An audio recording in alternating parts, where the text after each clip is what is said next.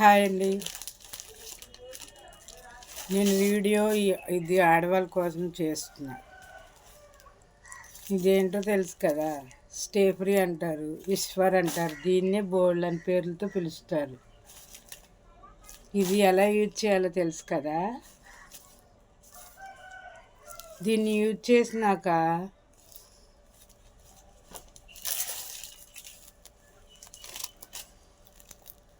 Use చేసి అయిపోతుంది కదా.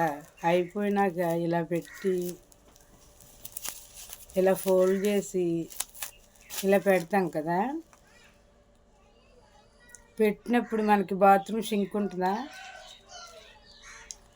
ఆ బాత్రూంలో హోల్స్ ఉంటుంది కదా, కపోచ్ కానీ బాత్రూమ్ కానీ, దాంట్లో ఇలా వేయకూడదు.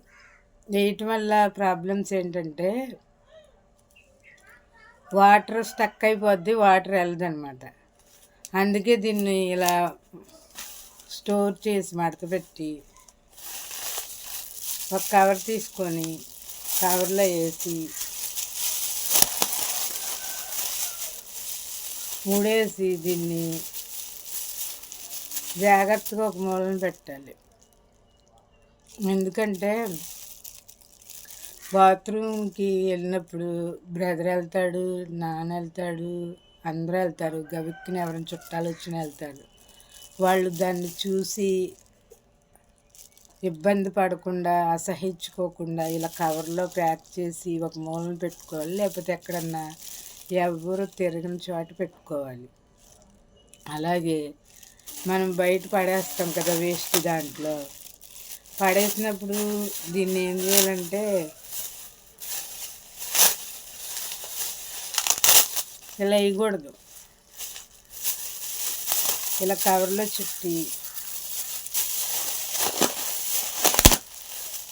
వేస్ట్ దాంట్లో వేసి పడేయాలి. ఎందుకంటే ఇది గబిక్కిన ఎక్కడ పడేసామనుకో, ఎవరన్నా చెత్త ఏరుకోవడానికి వస్తారు కదా, అక్కడ ఏమన్నా ప్లాస్టిక్ డబ్బాలు ఉన్నా పేపర్లు ఉన్నా తీసుకోవడానికి వస్తారు. అందుకే వాళ్ళు ఇబ్బంది పడకుండా దీన్ని ఒక కవర్లో కట్టి పడేయండి. ఎందుకంటే వాళ్ళు మనలాగా మనుషులే కదండి.